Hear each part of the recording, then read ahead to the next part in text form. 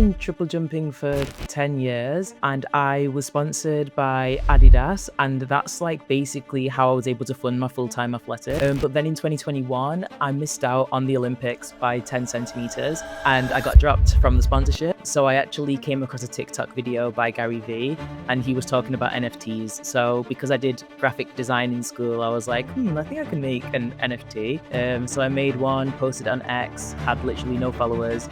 And then it sold. I think I made 200, they all sold, and I was able to fund the next season. So I think having a way to earn and be able to do my sport to the best of my ability and without having to rely on outside sponsorships or like agents or things like that made it so much easier for me to jump freely. I post on some decentralized social media platforms. So that just means they're social media platforms, but you own your data, you own the pictures that you put up there, and you can't really get kicked off the platform because all of the data from the posts that you're doing are all on the blockchain. Because before, I would literally be at World Championships at the start line like, if I don't make this jump, I'm not going to be able to pay my rent. So now I feel like I can go and just be stress-free.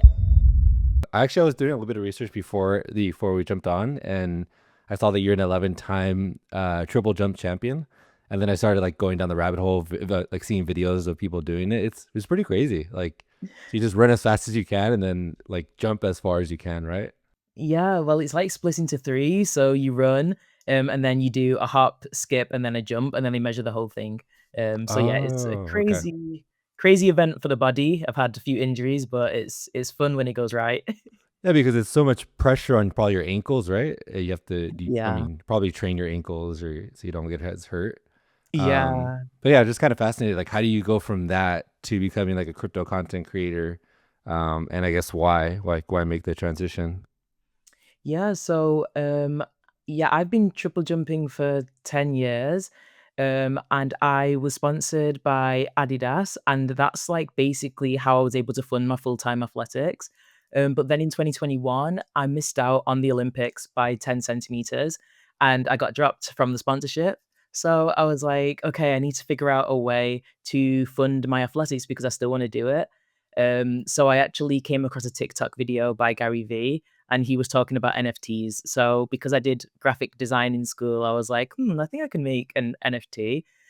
So I made one, posted it on X, had literally no followers, and then it sold. And then I just carried on, and then I think I made 200. They all sold, and I was able to fund the next season. And I just kind of got stuck in the world of crypto since then. Yeah, I mean, how did you like gain a following, or how did you find like the crypto community? Did they find you? Yeah. Yeah, I would definitely say that they found me. As I said, I was posting the NFTs on a site called OpenSea. I was doing them one by one. A lot of NFT artists used to do like these like huge 10K generated projects, but I didn't know how to do that. So I was just using my iPad, drawing them and just minting them on OpenSea. And I would post the link to X. And I just remember like just getting a notification that someone bought it. And then a few weeks later, it was Randy Zuckerberg bought one of them, and then it kind of like sort of blew up from there. Oh, Because at the time she had like this thing called the Hub, which was all about supporting artists. So when I got that notification, I was just like, "Oh my gosh, this is crazy!" And then yeah, that's definitely what got me continuing to stick with the NFTs.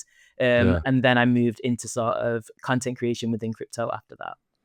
Yeah, I mean, since 2021, I feel like the crypto world has been like ups and downs and super crazy of a roller coaster. What has motivated you to just stick with it and like stay in crypto? I think I just love the freedom that crypto gave me in terms of being a athlete in a really niche event like triple jump.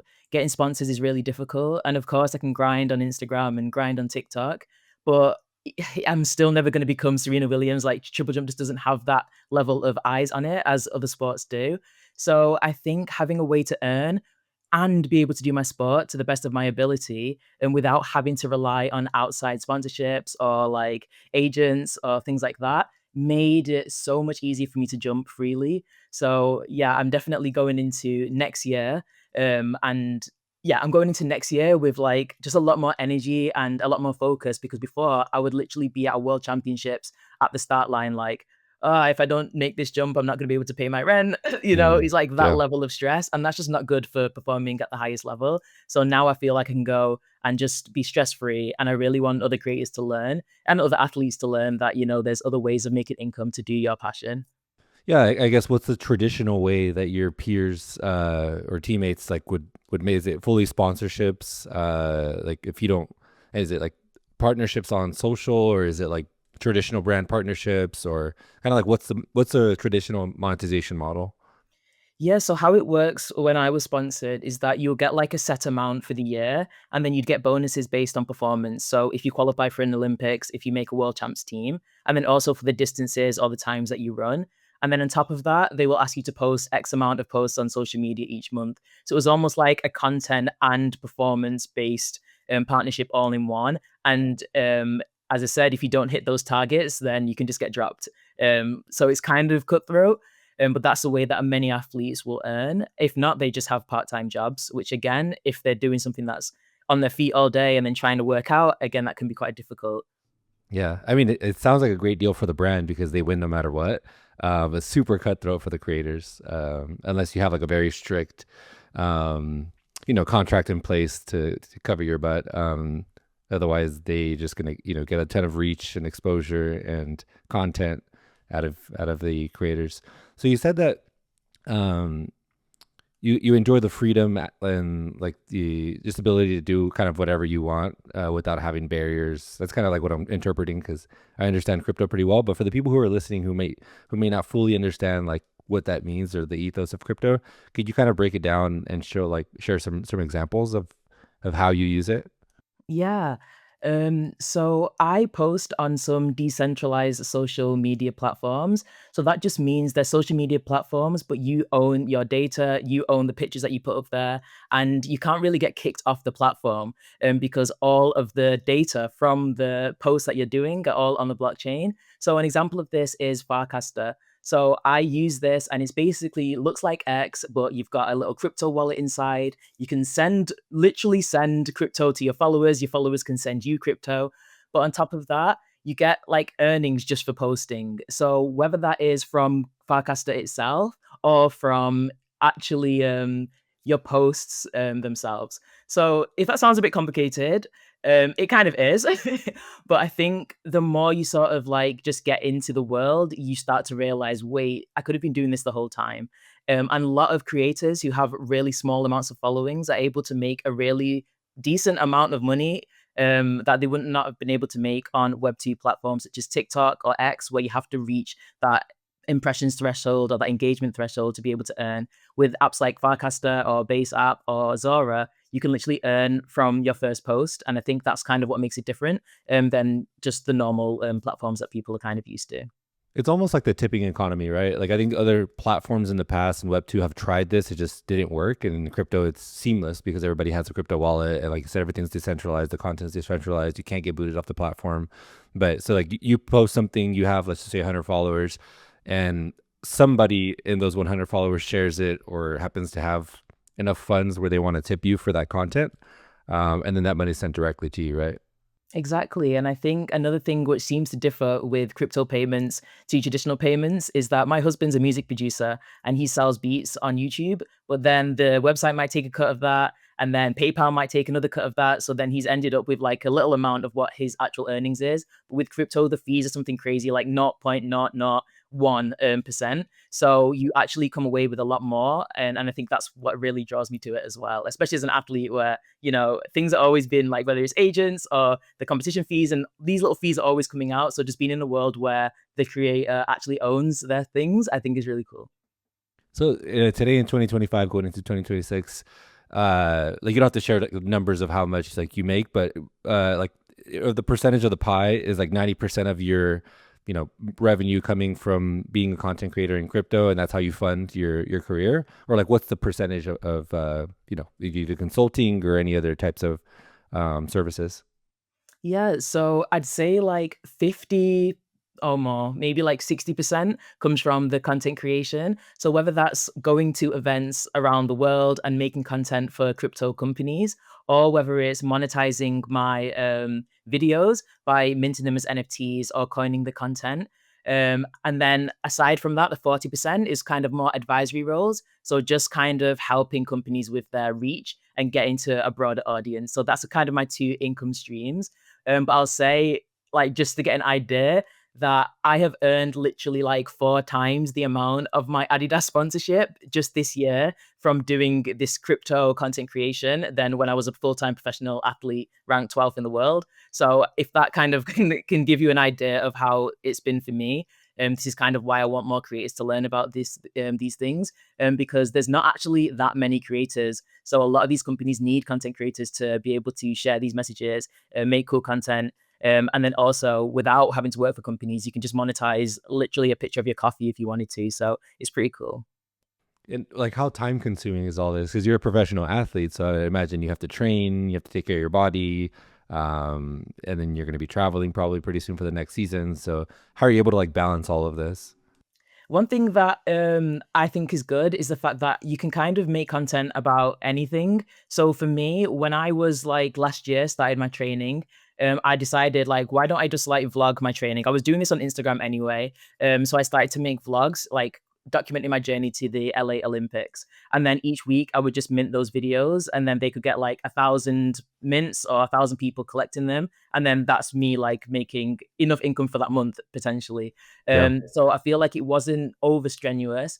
A lot of it is more just coming up with ideas, because I would say I'm a little bit of an influencer within like the crypto space. So sometimes it's coming up with ideas, whether that's just for entertainment purposes. I might just like hop on a live stream, or I might just think of like a fun contest to do. And because of that payment, the easy and fast payments on Base, I think that's what makes it super fun. So an example of that is when I first joined Farcaster, I was doing like these workouts.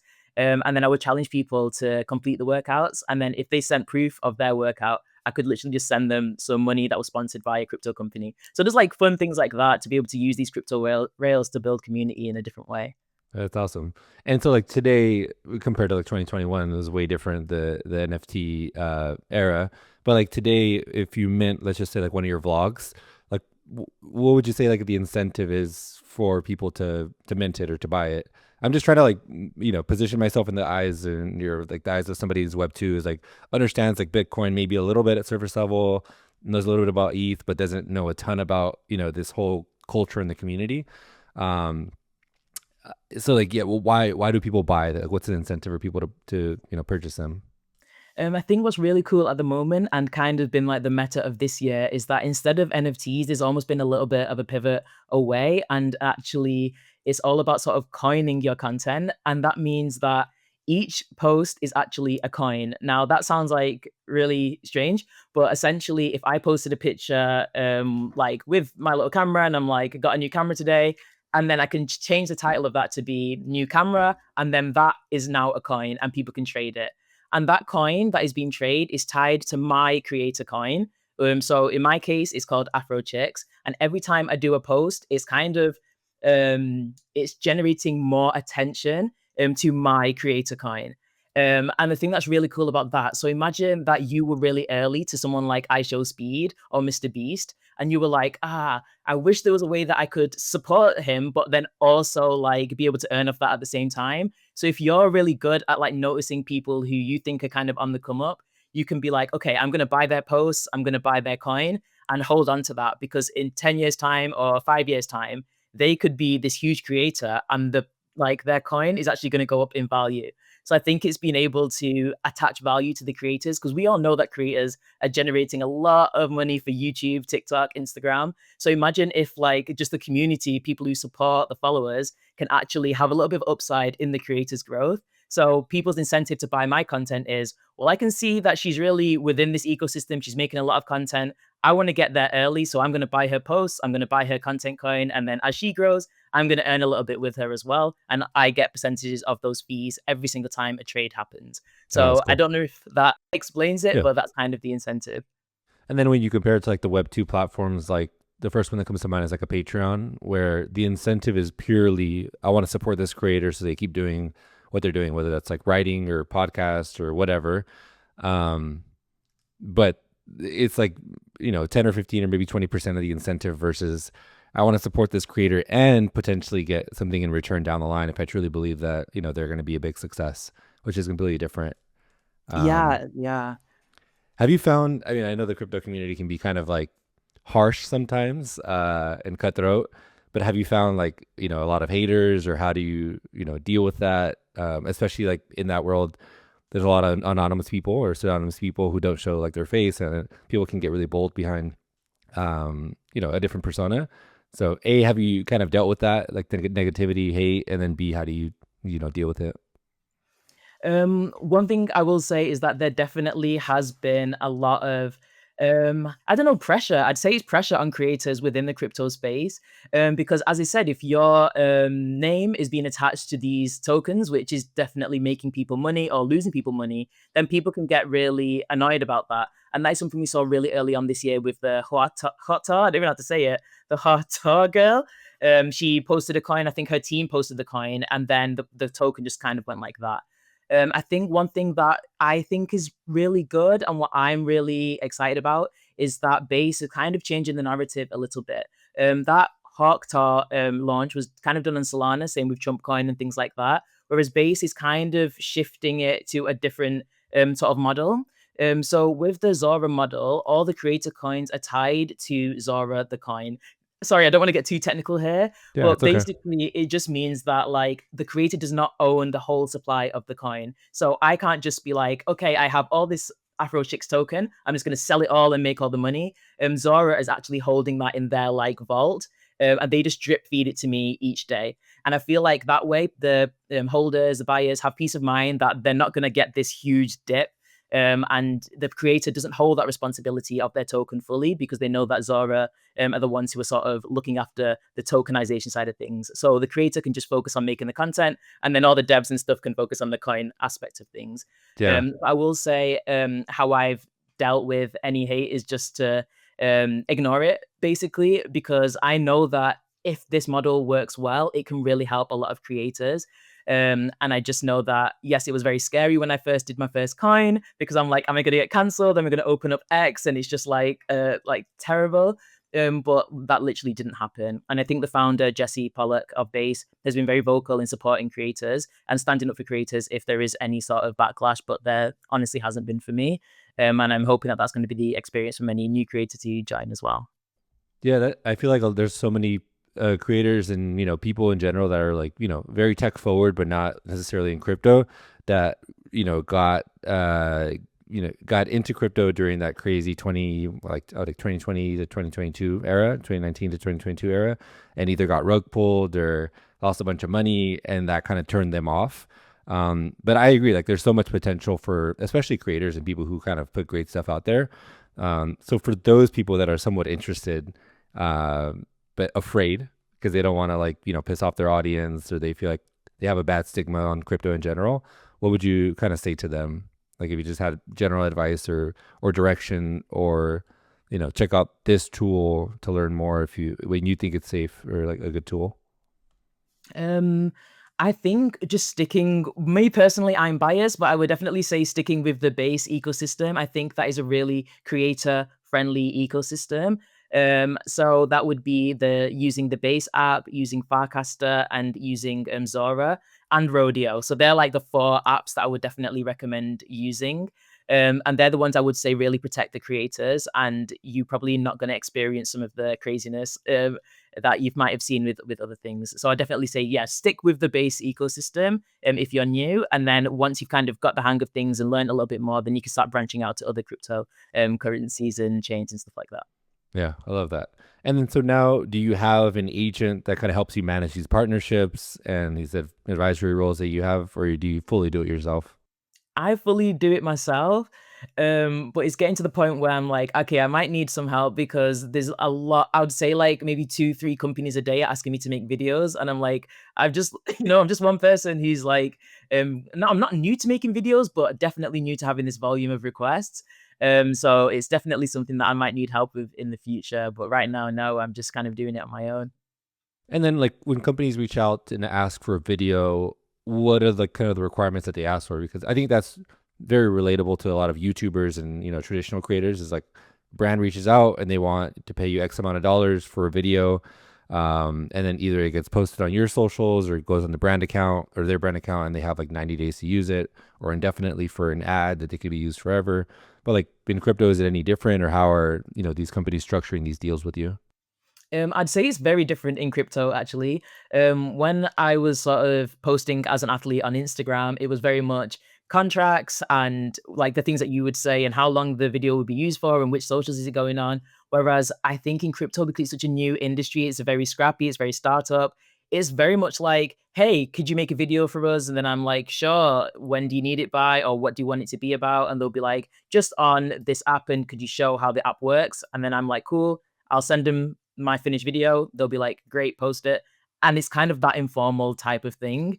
But then the pay will be like 10 times more than what I'd get on Instagram. So it's like, I actually kind of prefer it because it gives me so much creative freedom because I don't have that, oh, make sure you don't put this in it and make sure you don't show it. It was literally just, yeah, just post the video, send it. And if it's good, like we're going to post it. So I kind of think it's refreshing, but then sometimes obviously for creators who are used to having that regimented brief, I will say it's a little bit more tricky because you're gonna kind of you're gonna have to be creative with the ideas. They're not gonna kind of give them to you.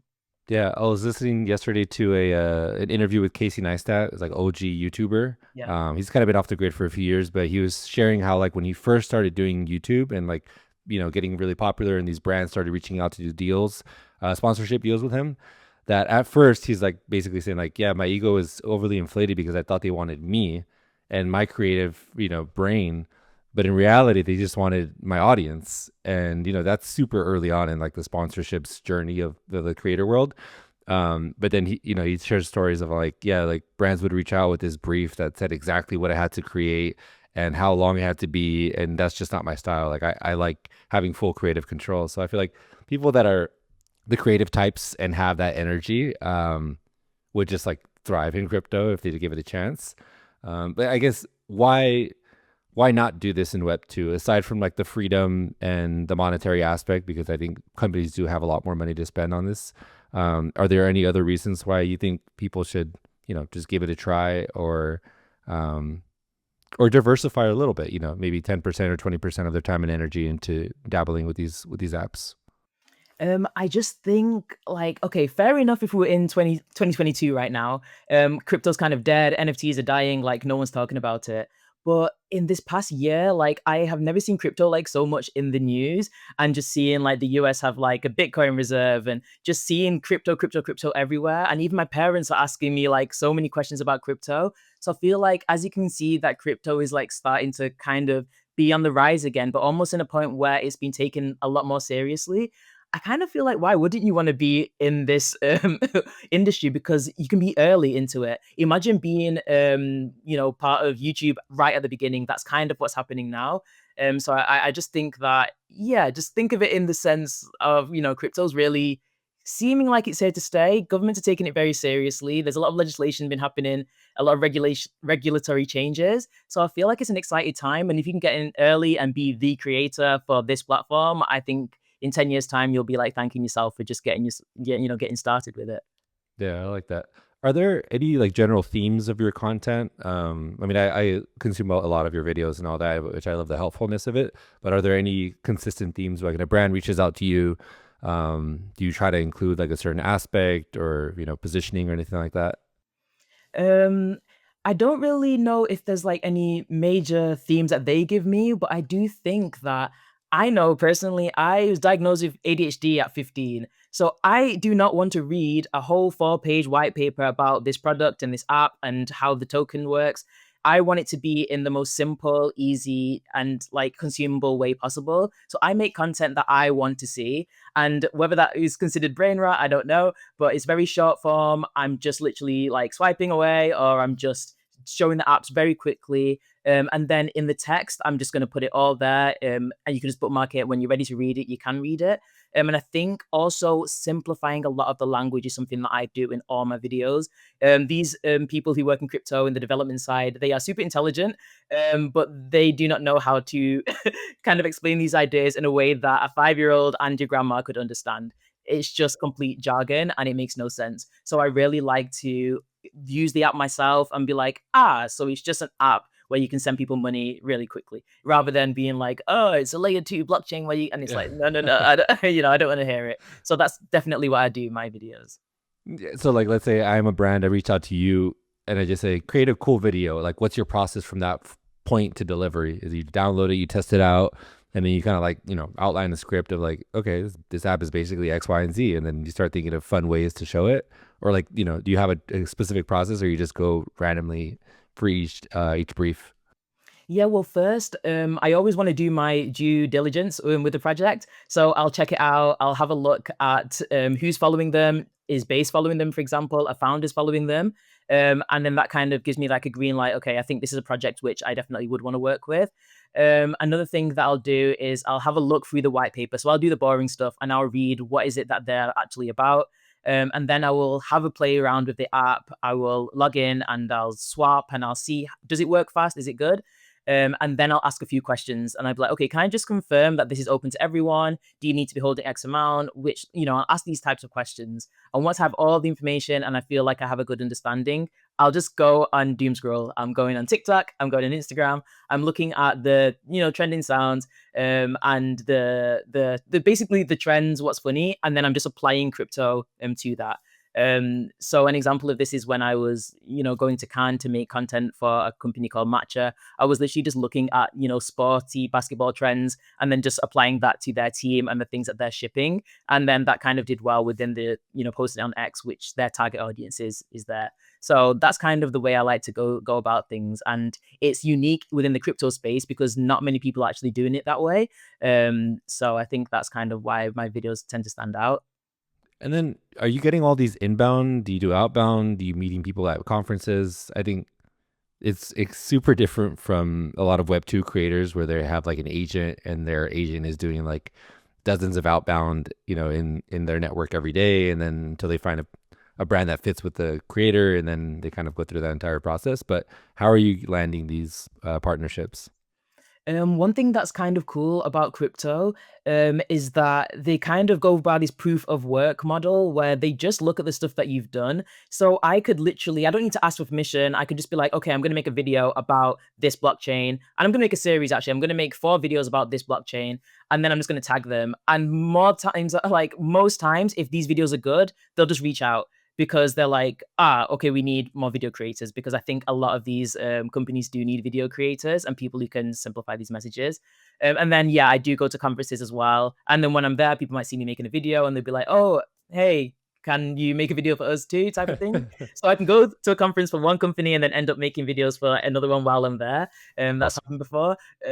But yeah, I think, as I said, I think I'm doing a lot because there's not many creators. So I think when more creators join, yeah, you're going to be booked and busy for sure.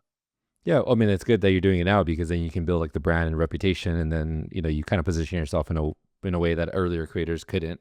But like, what are your peers or like Web2 normie friends think about you being a professional athlete and also being like this content creator in this crazy world of crypto? Do they think good, bad, or do they have a lot of questions? What do they say in general? Most of the time, I think it's pretty positive. I think they're very confused about it. I think that's definitely the common theme. It's too difficult, it's too complicated. But I will say that it's so much easier now. Like it's as easy as going to the app store, typing Zora, and posting a picture. It's super easy. But when I first joined, it was very complicated. But I think at first they might have thought, yeah, a little bit strange, don't understand what's going on. But now, especially when they're seeing crypto in the media, Bitcoin all-time high and things like that, they're like, oh, actually, Naomi, could you teach us a little bit about this? So that's something that I'm thinking of doing next, kind of bringing my breakdowns and explainers to Instagram so that more people can learn about it. Yeah, I was just gonna ask that. Like, if we had to do like an outline of a how to get started in crypto playbook as a creator, what would like the steps be? And let's just like define it a little bit more. Let's say it's like a lifestyle or educational creator. Like you just make helpful content or share like daily updates of whatever you do. What would step 1 through step 5 be? I would say, let me think. I think step one, I would definitely just Google a few terms, like literally just Googling what is cryptocurrency, what is the blockchain, just to get the most basic understanding. Because especially with AI and chat and stuff, like you can literally just ask it, explain it like I'm five. And I think just having like the basic level understanding of what does it actually mean to for something to be decentralized, what is the blockchain, what is crypto. So those three words first define. Then I would go and make a X account, because a lot of crypto people are on X. I would say that's probably the biggest platform for crypto businesses and creators. And then start following things like Coinbase, Base, Binance, um, Ethereum, like just follow all the different accounts. And then I would recommend joining some crypto apps. So that would be having your own wallet. So that could be Coinbase wallet or Rainbow wallet. And then having fun with creating content. So again, downloading more apps. So Base app, Farcaster, Zora. And then literally from your first post, you can already start to earn some crypto. So I'm not even well, the funny thing is, like, I'm not even mentioning buying anything. I'm not saying like just load up your wallet with $100. You literally can earn your first crypto from your post. So you actually are not gonna lose any money. You can just start. And I think those would be my pieces of advice. But I should probably break it down on Instagram, because I think I've already said a lot there. But yeah, that would definitely be my advice. Yeah, I think that last step is like really mind blowing for so many people who have never played around with crypto because you're so used to like having to give or like put money into something in order to get something in return. Whereas like you said, like, you can download these apps and like create great content, or just, even if it doesn't have to be great either. It could just like be like brain rot content or funny content or whatever. And as long as it resonates with a certain amount of people, and then they like, give you money in return, almost like the tipping culture. I think for a lot of like creators that I have, like creator friends that I have who are like, in the traditional Web2 world, for them it's just kind of like it doesn't really stick. They're like, wait, why would somebody give me money for like creating content? Like, it's not like it's a brand partnership or anything like that. So yeah, that was a good breakdown. Yeah. Do you have any apps that you use most, or like what's the number one or number two app that you use the most? My number one app is Base app slash Barcaster. They kind of cross post to each other. So that's my number one. And then my number two is Zora. And I would definitely recommend downloading Zora if you're a creator. And the cool thing about it is I think that their discoverability is getting really good. And you can basically link your Instagram or your TikTok. It will tell people on the profile how many followers you have on that platform. And remember when I said about being early and wanting to be early? If people see that you're a creator who's come on with 5K or 10K followers on TikTok or Instagram, people are going to buy and you're going to earn straight away. So I think you don't even have to be like, how am I going to get started and what should my first post be? It's like once you connect your account, people are automatically seeing that, awesome creator from these Web2 platforms have joined and we want to be part of this journey because we know that this growth is going to be good. So I definitely would recommend having a look at those. I think you're making a great like case for people who should diversify the platforms that they use. Like I went to a dinner the other day with a bunch of creators and like writers and everything, and like one of the common themes that I noticed is like so many creators that have been building audiences for like 5 years, 10 years, or even more are getting increasingly more frustrated with like platforms constantly changing algos and like suppressing certain content, or like you have 100,000 followers on this platform and then all of a sudden your reach is starting to go down to like 1 or 2%. Um, and so I think you're making a great, case for using some of these decentralized platforms. But like, how much time and energy do you think uh, it realistically takes to like manage the whole another social account? Because I think for a lot of creators, they have X, they have LinkedIn, maybe they're on IG too, maybe they're even on TikTok, and then they also have a newsletter. Some of them have a podcast, some of them do events. And so like time and energy is like such a scarce resource that I think people are like very afraid to like add one more thing to their plate. Yeah, I think I would just recommend just not making necessarily new content. I think you can repost your backlog of content. So for instance, I had a series where I was making a keeping up with the Kardashian style did documentary with my group, my training group.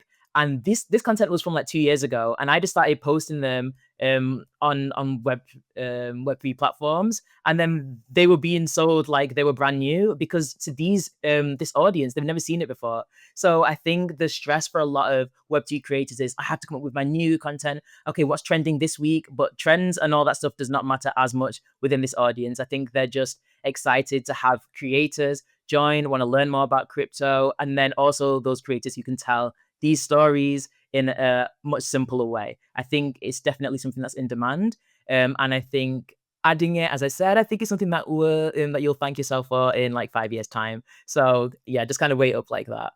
Yeah, I think it's going to become more popular because right now there's like a super growing trend. I'm not sure if you've seen it, where like movie producers are producing, I don't know, like 120 minutes worth of a movie and then cutting it up into like 2-minute clips and then sharing them on certain platforms. I'm like blanking on the name of them, but platforms where users can pay per clip to consume that content. And so maybe they're spending 50 cents or $1 to consume a 2-minute, highly edited, like short form movie. It's basically a movie in like 2 minutes. And then they get hooked and they're like, ooh, I want to watch the next edition.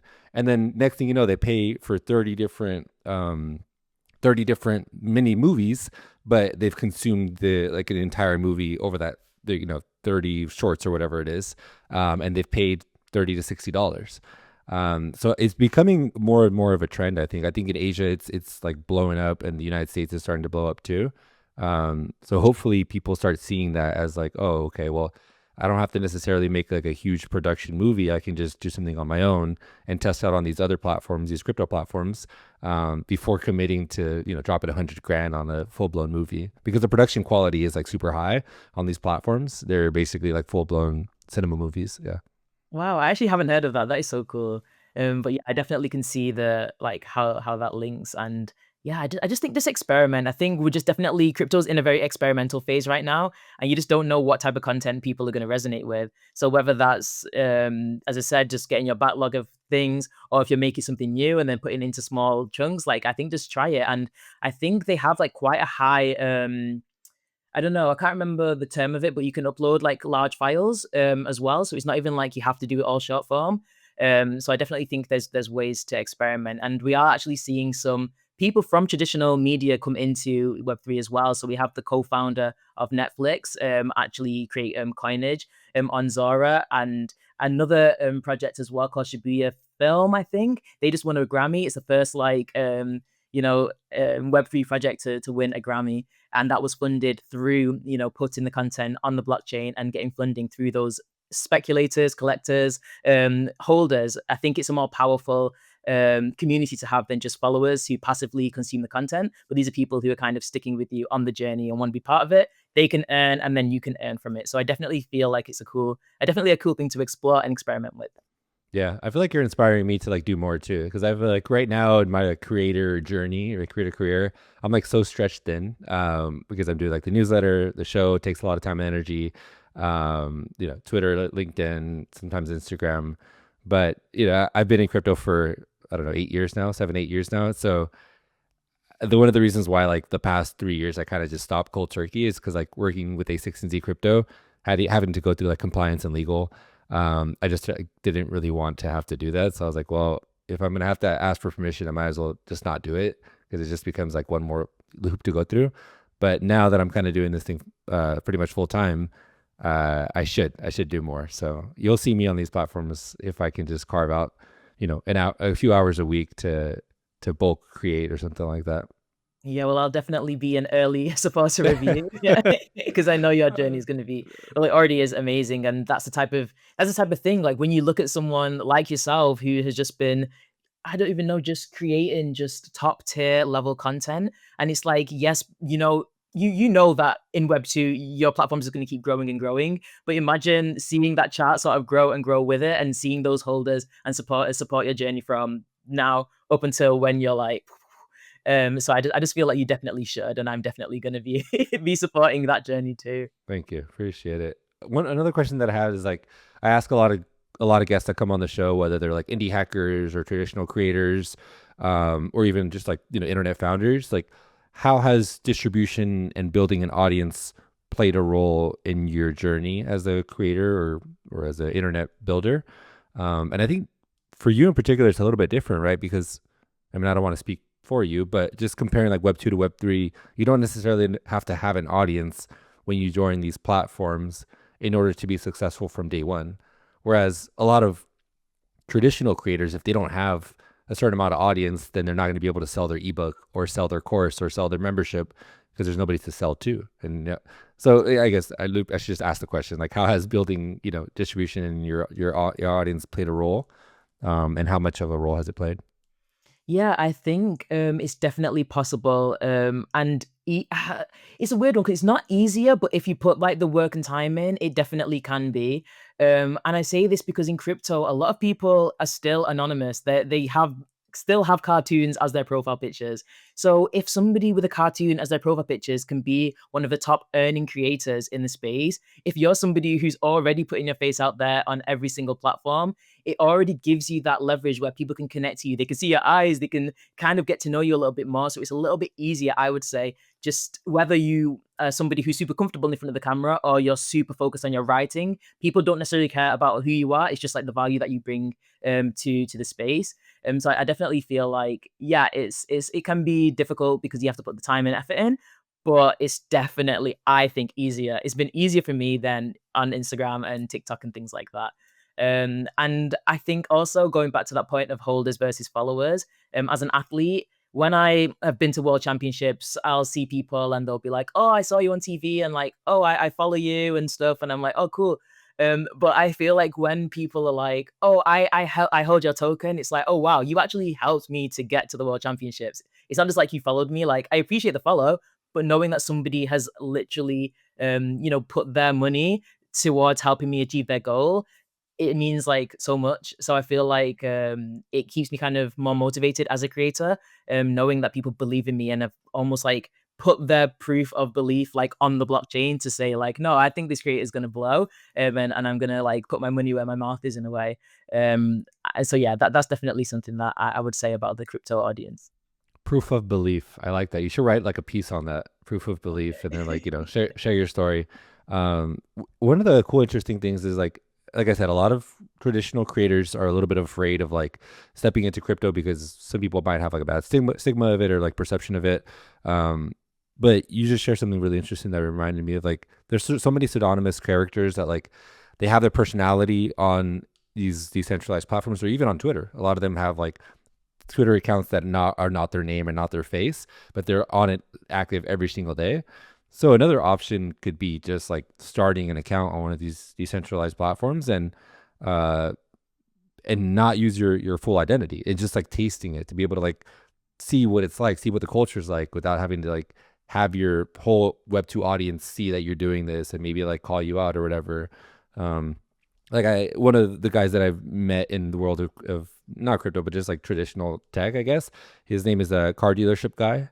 His real name is Yasi, but he started this online persona around like cars and car dealerships a few years ago, and then ended up blowing up to like 400 500,000 followers, fully like without using his name, just like this character online that shared a bunch of like insider insights, and then eventually built a full media business around it. And now he's public about his name. But I think that route a lot of people can take in crypto, and it could be more profitable, safer, more accepted. Whereas like in traditional tech or traditional, the creator economy, people expect you to use your face. Where in crypto, it's kind of like it's fine. Use a cat character if you want. Use like a crazy name if you want. We'll still accept you. Yeah, 100%. I mean, even when I go to conferences, like I meet friends and I still don't know their name. I'm like, this is crazy. But I'm like, we've connected, we speak like every week. We've like even maybe done voice like in calls.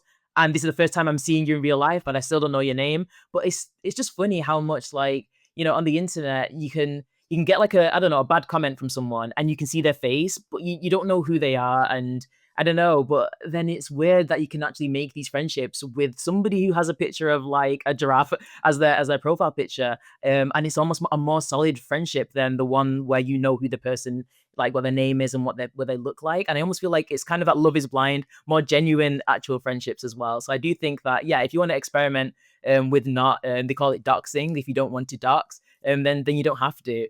And I think it's cool how, as I said, some of the biggest creators, some of the best brilliant writers, artists, photographers, they don't actually show their actual face, their personal details. They just let the work speak for itself. And then people have that proof of belief on the work itself. So yeah, definitely think Yeah, you can do that too. I like that. What is like an average day look like for you today, and what will it look like when you're like in the middle of your season? And maybe you can break down like the time you're spending on content now, or if you're bulk creating now because you're gonna have less time and energy in the future. Yeah, just super curious. You're the first athlete I've had on the show, so, and then also like athlete slash creator slash everything else Yeah. that you do, which is awesome. Yeah, so I'll probably go back to like November last year because I'm still on my break. So I'm gonna start training by the end of this month. So November last year, I would like wake up at around like 7, eat my healthy eat my healthy breakfast, go to the track, do my session, and then go to the gym. And then I'd come home, I'd put my shower, put my recovery boots on in bed, get my laptop, and then just like brain dump like all my ideas for the week and what content I want to do. I actually had like a spreadsheet of which content was getting like the most engagement, and then be like, okay, I'm going to double down on that. Which topics I'm going to learn about, and then that would just be like a learning day. And then the following day, it might be a rest day or a smaller session. So I do the session in the morning, and then I'll just do like a bunch of filming, and then edit probably like in the evening of that day. So it's just kind of like balancing it and actually combining it with the rest. So as an athlete, you have a lot of time actually doing nothing. So I, instead of just sitting around, like most guys will just play on their video games. One guy has like a flight simulator, this professional athlete. But for me, it's editing, it's coming up with content, and I don't have to be like on my feet to do that. I can just lie down, recovery boots, and then just work. So that's kind of how I split up my time. I should have asked this, or I ask every guest this, but like, you broke down your process, but what's the team that you have or the tools that you use? Like, usually everything that you just explained means I have a team of, an editor, of somebody who shoots the content for me, a script writer, somebody who publishes it. But it sounds to me like you're doing it all by yourself, which is crazy. Yeah. Do you have anybody that helps you with this stuff, or is it just all you? No, it's all me, and I think this is something that I'm definitely wanting to change. I think because I'm an athlete in an individual sport, it's only ever me on the track, and my goals are my goals. So I'm not very used to like working with a team and actually like delegating tasks and asking for help. Um, I definitely value mentorship, which is similar to having a coach. So there's people who help me in that side of things. But in terms of the edit, the filming, the partnership, like I do everything myself. But I definitely think going forward is something that I will want to assemble a team. Well, it's also like a good testament to the technology that you use, right? The apps that you're using make it so that you as a solo creator, solo person can do all of this. Whereas if you go back 5 years or 10 years, imagine having to edit and shoot and upload and, reach out to do community management, reach out to all these people individually, and like the monetary aspect of it too is super crazy. So that's awesome to hear that you're able to make it work, because I think a lot of people Yeah. struggle with it. I mean, it sounds like it's really difficult, honestly, but you're still making it work, which is cool. Thank you. Yeah, and the funny thing is, I do like all my edits on my phone, and most people just think Oh, I'm like wow. crazy. That is nuts. Yeah, I do. And that started because I used to have my laptop and I would be traveling with my laptop, and I'm just like, this is too much. And I just felt like if I can just get the best iPhone with the most amount of storage and I'm just gonna do everything on my phone. And for me, like it just works easy, and I've just got used to literally zooming in and then just doing all the cuts and getting the audios like all on my phone, and it's just actually leveled up my productivity. But most people think I'm just crazy for doing that. Yeah. What are you are kind of crazy for doing that. I've edited on my phone and I'm just like, my fingers are too big and I'm like squeezing things down. I'm like, and then you like overdo it. You have to go back and you're like, sometimes you like exit out and you're like, oh my God, I just spent freaking 2 hours doing this. Now I gotta like go back.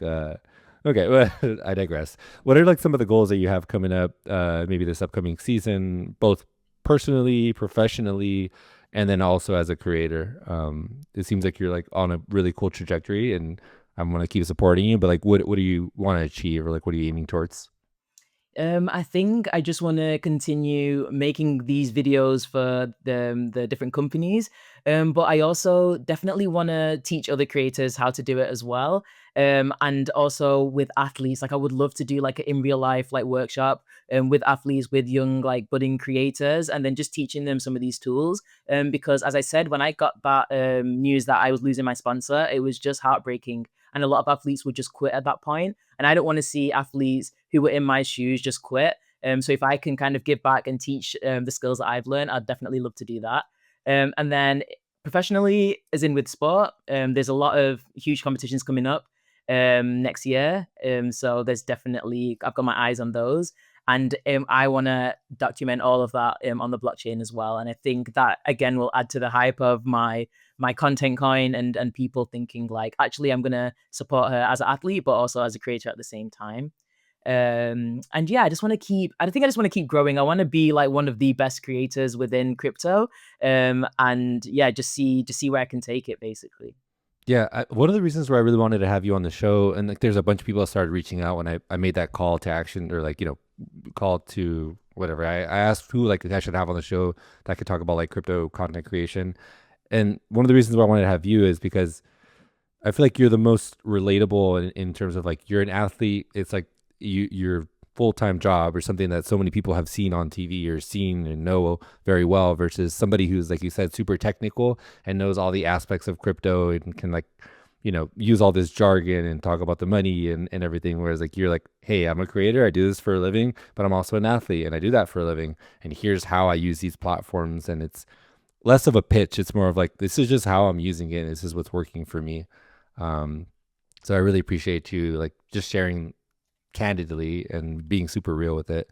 And I hope that like you can use Web2 platforms or find a way to like inspire at scale, because I think you have a lot of knowledge and personal experience that would inspire like a lot of, not even just athletes who want to create, but just creators in general that are like, I've always been thinking about tinkering with this stuff, like this crypto thing, but like kind of afraid, like don't really want to lose my reputation or don't really know where to start. So maybe you can do like these playbooks or video tutorials or whatever you think is best, honestly.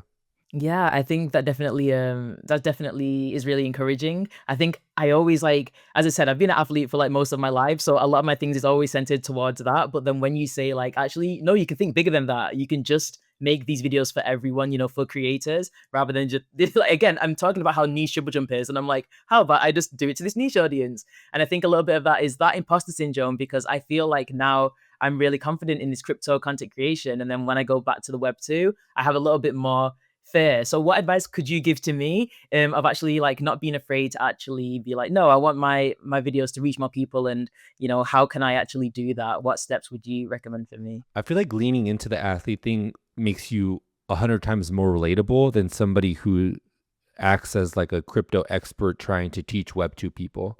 So being able to share more of your story on like, hey, I'm an athlete, I'm getting ready for my upcoming season, but I'm also like a crypto content creator. Here are the 4 platforms that I use. Here's how I edit.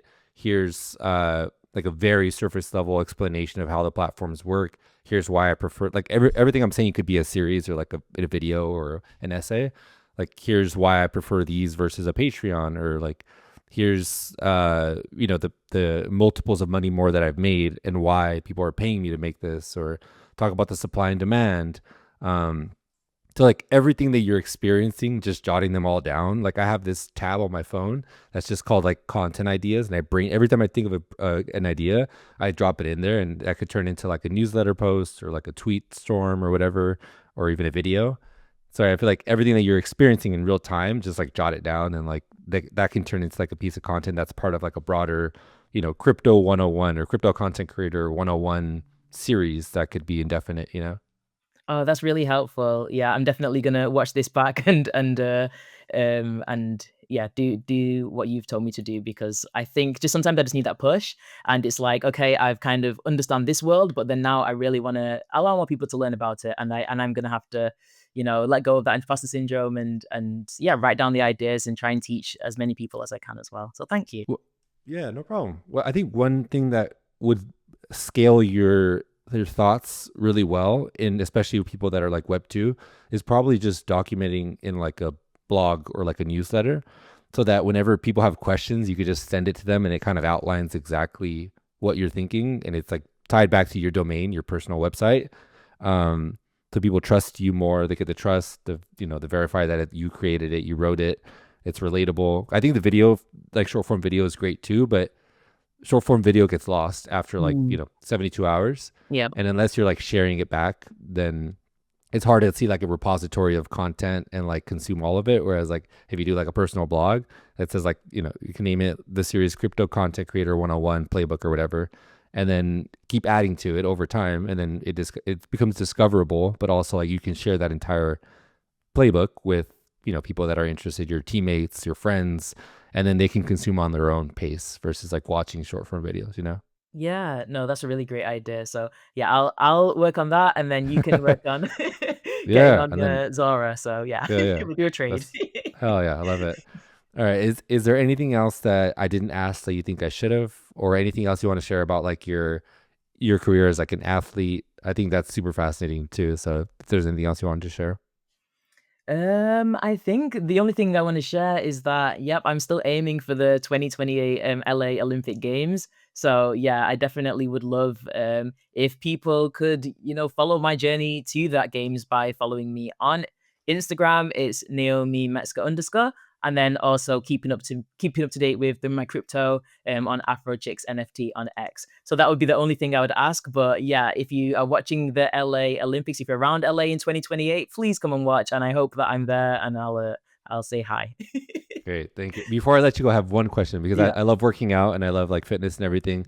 Is there like one exercise or one routine that I can do to increase my like long jump or my vertical jump or anything like that? I would recommend doing calf raises if that's not something that you do Weighted, already. like weighted calf raises or Yeah, just weighted calf raises. It can alternate between basically like sitting down on the machine and then just like kind of straightening them, or just holding it like that when you can feel your calves engaged. And I feel like once you have that strength, that is where you get the explosiveness from. that's So where you get the yeah. boost from. Yes. Do you, all right, one more question. Sorry, I'd like to go like an athlete tangent or like fitness Yeah. tangent, but do you like how do you deal with like cramps, and do you have any like interesting massage rollers or foam rollers or like what Theraguns or anything that you use? Because I feel like my calves are always cramping up. So like, do you use any like interesting tools to It like? could be the footwear that you're wearing, which could be causing the cramps. So I definitely have a look at the footwear. And I would say like electrolytes are quite good. I don't know if you take electrolytes already, but having those when it's like really hot, having magnesium as well can help with the cramps. But yeah, I would definitely say have a look at footwear, because if it's just randomly like getting cramped up and you don't know why, Yeah, sometimes it can just be that. yeah, okay. I can't be wearing Vans anymore because I think the flat footedness be hurting my legs. Yeah, Yeah. yeah. Cool. Well, thank you for the little fitness tutorial, and hope people enjoy this. Yeah, like you said, check you out on Twitter, on Farcaster, on in all the platforms. Do you have a personal site that you use too, like a personal website? Not yet. And again, that's something that I'm gonna have to You should buy add buy on. yourself a domain and just Yeah, like drop all your stuff there. yeah. No, sounds good. Thank you so much. I really learned a lot from you, and I hope that people listening have learned as well. So yeah, thanks so much. Of course. Thank you.